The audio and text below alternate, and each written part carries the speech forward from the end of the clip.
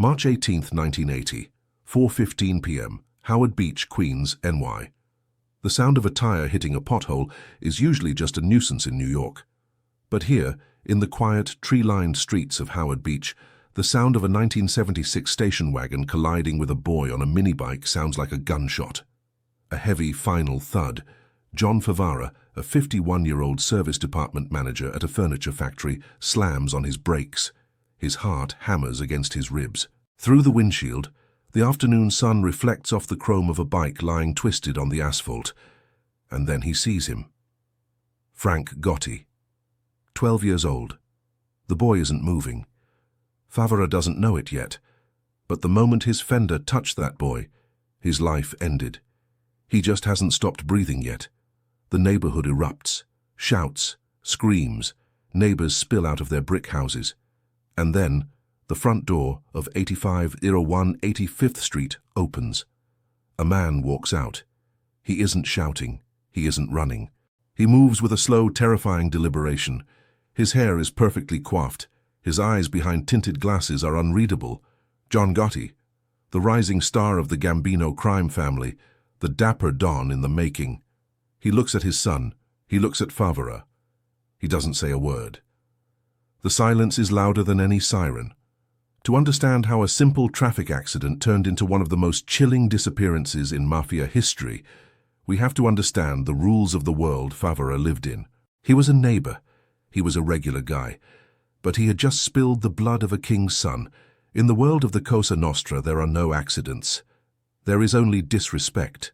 And disrespect is a capital offense. Favara stands trembling by his car door, his hands shaking so violently he can't hold his keys.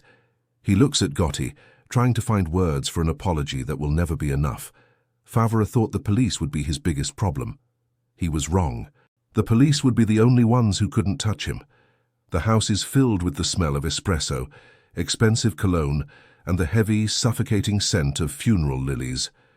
Victoria Gotti, John's wife, is a shadow of herself, draped in black, her grief turning into a jagged, dangerous edge. In the basement, the men of honor sit in a circle. The air is thick with cigar smoke and the low hum of voices discussing business. John Gotti sits in the center. He is a man who prizes control above all else. He controls his territory, his crew, and his image. But he couldn't control a station wagon driven by a furniture manager. To Gotti, this isn't just a loss. It's a breach of his perimeter. It's an insult to his power. He was a good kid, Angelo Ruggiero whispers, leaning in. Ruggiero is Gotti's right hand, a man with a temper like a blowtorch. And that animal, he's still driving around. He's still breathing our air, John.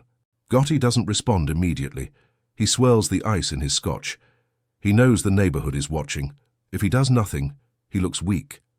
If he acts too fast, the feds, who are already nesting in vans down the street, will have him in handcuffs before the dirt settles on Frank's casket. Meanwhile, a few blocks away, John Favara is a prisoner in his own home. He's received the first note, no return address, no signature. Just a photo of his own car with a red X spray-painted on the windshield. He calls the police. They tell him to stay inside.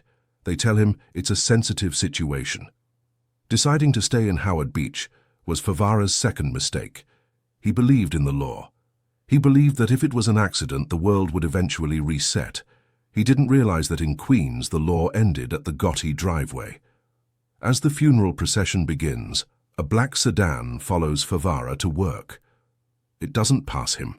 It just stays 10 feet behind, a silent reminder that his time is being measured in heartbeats. The rhythm of the saws and the smell of sawdust usually comforted Favara. Now every sudden noise makes him jump. He's lost weight. His skin is the color of old parchment. He's tried to apologize.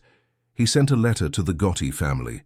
It was returned, unopened, soaked in what looked like red ink or blood. One afternoon, Favara walks to his car. The tires are slashed. Scrawled across the driver's side door in white paint is one word: murderer. He isn't a murderer. The police report cleared him. The sun was in his eyes. The boy darted out from behind a dumpster.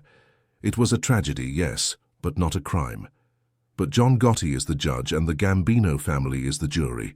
In the Ravenite Social Club in Manhattan, the Bergin crew is laughing. They aren't talking about the accident anymore.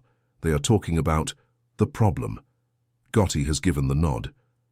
Not a direct order, never a direct order that a wiretap could catch, but a look, a tilt of the head. The wife can't stop crying, Gotti tells his associates. Every time she sees that car in the neighborhood, she dies a little more. Someone should fix that. This is the chess game. Gotti doesn't want a hit. He wants an erasure.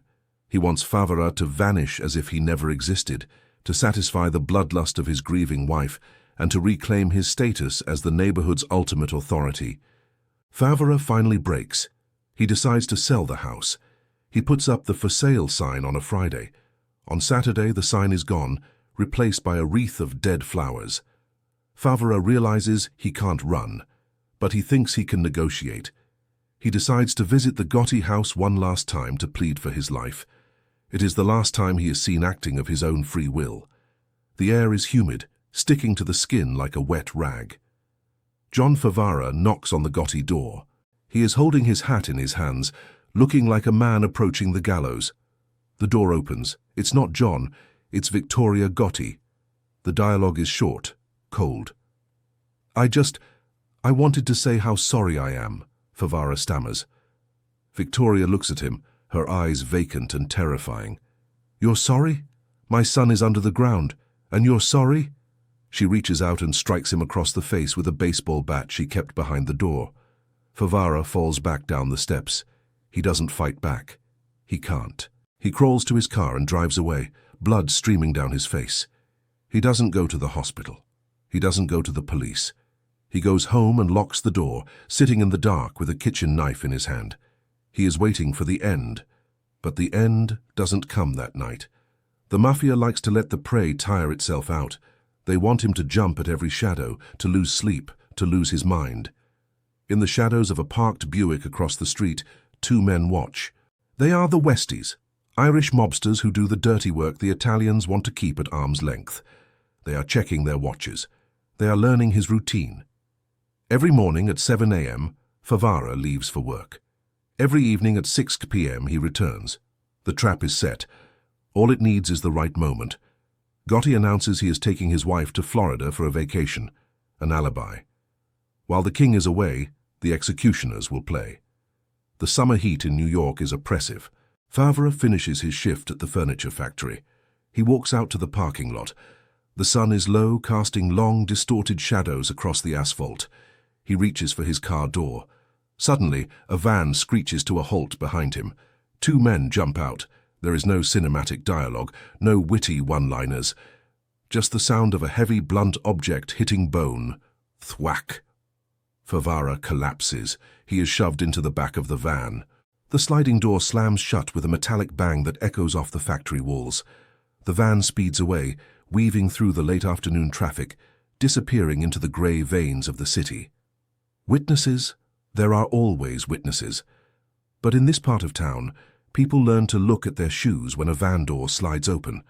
A woman nearby drops her groceries. She sees the van's license plate. She sees the struggle. But when the police ask her later, she remembers nothing. It was just a van, she says. Everything happened so fast. Favara is taken to a basement in Brooklyn. The air smells of damp concrete and old oil. He is tied to a chair. He is still conscious, his eyes wide with a primal, frantic terror. He looks at the men, he recognizes them. These aren't strangers, these are people he's seen at the deli, at the gas station. Please, he wheezes. It was an accident. One of the men lights a cigarette. Everything's an accident until it's a choice, John. While Favara is pleading for his life in a dark basement, John Gotti is sitting poolside in Florida, sipping a drink, perfectly shielded by 1,000 miles of distance. The mafia doesn't just kill, they liquidate. They need the body to disappear so completely that the missing person status stays forever, denying the family closure and the police a crime scene. The van moves again, this time towards a salvage yard in Sheepshead Bay. This is territory controlled by the DeMeo crew, the most feared dismemberment specialists in the history of the American mafia. Roy DeMeo himself is rumored to be there. They have a system. They call it the Gemini method. But for Favara, Gotti wanted something more symbolic. He wanted him to feel the weight of his mistake. According to later government informants, Favara was alive when they began the process. They didn't use a gun. They used his own fear against him. They told him if he signed over his property, they would let him go. A lie. A cruel, calculated lie to keep him compliant for just a few more minutes. As he signs a scrap of paper, a chainsaw revs in the background. The sound is deafening. The smell of gasoline fills the room. "You really thought you could kill a Gotti and walk away?" the voice whispers in his ear. The details of what happened next are the stuff of underworld legend. Some say he was put through a car crusher while still inside his station wagon. Others say he was dismembered and his parts put into 55-gallon drums filled with acid. The most persistent rumor: he was buried in the foundation of a new construction site, becoming a permanent part of the New York skyline. The FBI arrives at the furniture factory the next morning. They find Favara's car. The keys are still in the ignition. But Favara is gone, and the trail is colder than a winter morning in the Atlantic. The Favara house is empty. The lawn starts to grow wild. The "for sale" sign is finally back up, but nobody is buying. The neighbors walk past the house quickly, their heads down. The Gotti kids are playing in the street again. Life has returned to normal. When the FBI knocks on doors, they are met with a wall of silence. "Did you know John Favara?" He was a neighbor, kept to himself. "Did you see anything the day he disappeared?" "No, I was watching TV, the Yankees were playing." This is the power of the effetto lenda, the legend effect. Everyone knows what happened, but because no one speaks it, it becomes a ghost story. It becomes a warning. The message is clear. The Gottis are the law. The Gottis are the protectors, and if you cross them, you don't go to jail. You cease to exist. John Gotti returns from Florida looking tanned and relaxed. He hosts a block party. He shakes hands. He hands out $100 bills to the local kids. He is the king of Queens. But in the dark corners of the precinct, Detective Joseph Coffey is fuming. He knows Gotti did it. He knows the accident was the motive. But without a body, he has no murder. Without a witness, he has no kidnapping. He realizes he isn't fighting a criminal, he's fighting a culture. He thinks he's untouchable, Coffey tells his partner, but everybody leaves a fingerprint. Somewhere there's a drum, a hole, or a witness who's going to get tired of the wait. Years pass. The Favara case goes into the cold file. But the ghost of the furniture manager begins to haunt Gotti in ways he never expected. John Gotti is no longer just a captain. He is the boss of the Gambino family after the spectacular assassination of Paul Castellano outside Sparks Steakhouse. He is at the height of his power. He is on the cover of Time magazine. He is the Teflon Don. But the FBI hasn't forgotten John Favara. They start flipping the men close to Gotti. They use the disappearance as leverage. "You want to go down for murder?" the feds ask a low-level associate. "Because we can't find Favara, but we can find you." The paranoia starts to seep into the Gambino family. Gotti begins to suspect his own men. The very loyalty he demanded is being eroded by the weight of the secrets they keep. The disappearance of a nobody like Favara, which was supposed to show Gotti's strength, is now the loose thread the FBI is pulling on. In 1989, a bug is planted in the apartment above the Ravenite Social Club. The feds listen to hundreds of hours of tape. They hear Gotti complaining about his subordinates. They hear him talking about taking care of things. Then they hear a name: Favara. Gotti is caught on tape, laughing about the guy who hit the kid. He doesn't confess to the murder, but he speaks of it with a casual cruelty that tells the feds everything they need to know. The dapper Don is a man who remembers every slight, and the tape reveals a monster behind the expensive suits. The ultimate betrayal is coming, and it's coming from the man who stood closest to Gotti during the Favara years. Decades have passed. John Gotti is dead, having succumbed to throat cancer in a prison hospital, but the Favara case refuses to stay buried. A new witness has emerged: Charles Carneglia, a longtime Gambino hitman. Carneglia is facing life in prison. He decides to talk. He tells the court about the death lot in Queens. He tells them about the drums of acid. He describes the day Favara was taken. "We put him in the car," Carneglia says. his voice flat and devoid of emotion. We made sure he knew why. Then we crushed the car. We melted the rest. The FBI descends on a vacant lot in Howard Beach. They bring backhoes and forensic teams. The neighborhood watches from behind yellow tape.